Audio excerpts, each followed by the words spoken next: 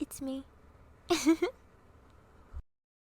Okay, so this video is about how I started tarot and currently how I am doing it. So basically, I first started tarot through watching pick a card videos. Like there was this one day, I think, where pick a card videos just started to show up on my recommendation on YouTube. So then I start watching it. And then, funnily enough, that YouTuber is the only pick a card reader who I resonate with. Like, I've tried a lot of different pick a card readers, and they just don't really resonate with me. Especially, like, there's this one reader who I kind of like watch a lot of videos from, but then at the same time, nothing really just resonate. Like, she talks a lot about marriage. And the thing is, I'm still pretty much a kid. Like, not really. I'm like fresh. I'm a fresh adult. So I'm pretty much a kid. And yeah, so there's that. And then so I started watching a lot of pick a card videos. And it's really interesting because like everything just like resonates, and then you're just like, how the fuck does this work? And it's just like so fascinating and everything. And then I'm just like really want to start learning tarot card after a while, but then it's so expensive. Like tarot cards are just so expensive, okay? And then I'm like, I'm too broke for this, man. And then I've just been watching a lot of pick a card videos until one day I was talking to this friend of mine, and then we were just talking about like me going to uni and when I'm actually gonna go over there because he lives there, and then things like that. And I'm like, I can't fucking protect the future, dude.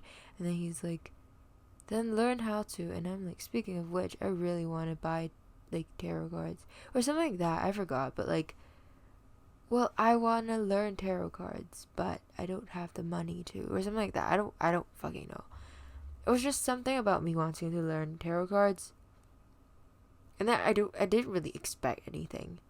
I was just like mentioning, right, because we were talking, and then he was just like, "Are you feeling lucky?" And I was like, "What?" And then he was like, "Let's do a coin flip, and if you won, then I will help you buy your tarot cards." And I was like, I thought he was joking. I was like, "Sure." And then he was like, "Head or tails?" And then I don't know. I chose one. I forgot which one. I'm pretty sure I lost, but he still bought me the tarot, which I'm grateful for, because like without him I really wouldn't start tarot. I really think that. And I think it's, well, like it was my longtime favorite pair, although right now I'm using a lot of like consider cat tarot deck because it's like so soft. And like right now I'm just like completely obsessed with cats, even though I have a dog.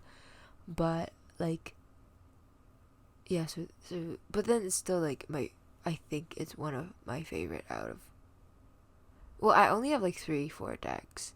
3 tarot decks and 1 oracle.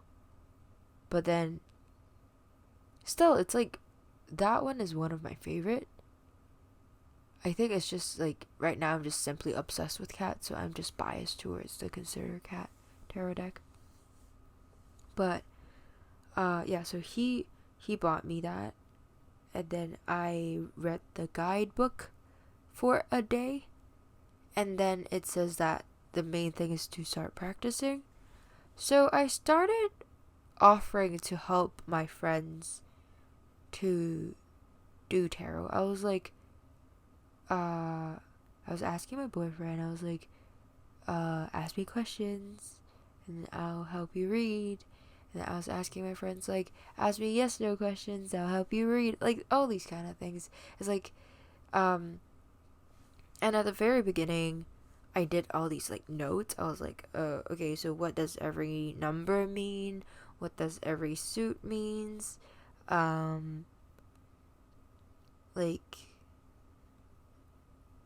major arcana, court cards, blah blah blah, all these kind of things. And then, so like I kind of had like a little page of cheat sheet. And then, so at the very beginning, when I was still starting out, I was like, so I, for my mystical manga tarot deck, which is what my friend bought me, I shuffle it 7 times. And then after getting the card, like I would, okay, so I will have the question, and then with the question in mind, after saying that question, I will shuffle it 7 times. And then after 7 times, I will draw out the card, and then I will look at the I will look at the definition from the cheat sheet, like let's say like Ace of Swords, and then I'll be like, oh, what does ace mean? What does swords mean? And then putting both of them together and then form my own interpretation, and then reading from the guidebook the divinatory meaning and then advice and things like that.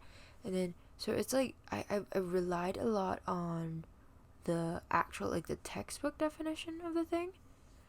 And then after probably like a few months, or I don't even know when I started, but then I think it's probably like after I started my tarot YouTube, I was still using the textbook thing, but it's basically like I look at the card, still like the shuffling thing was still the same. I'm so sorry. The shuffling thing was still the same, and then I was doing like the surface meaning, which is like the number, the suit, like those kind of meanings first. And then I get into the visual element, which is basically completely intuitive, what I can see from the card, analyze the visuals, what I think calls out to me, what I think that the image is telling me in terms of your situation, those kind of things. And then going into the divinatory meaning of the card, and yeah.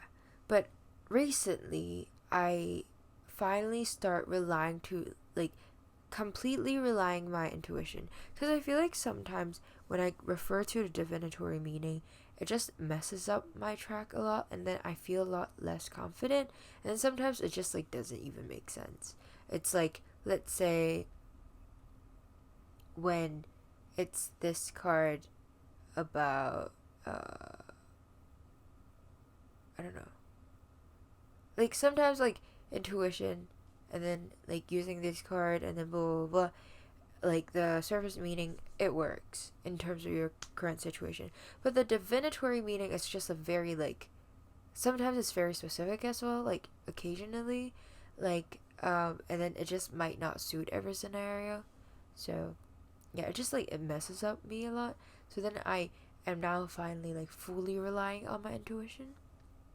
And just another thing, it actually helps a lot when I started using meditation music alongside with reading intuitively, because like a while ago I was just like, how can I train my that like clairvoyance thingy? And then my friends, they were like, you can try meditation first. And then I started doing more meditation, and then also like I also got friends that's telling me to like do meditation before doing the readings to change my state and those kind of things. But I don't really know how to meditate. So I just like, I usually like before that I only use like deep breath. But right now I use the deep breath and then the meditation music, so it can put me at the right like mind state. Is that state of mind? That's the word. That's the term. But yeah, so that's how I'm doing that right now. And yeah, no one asked, but I just like saying this. Yeah, that's it.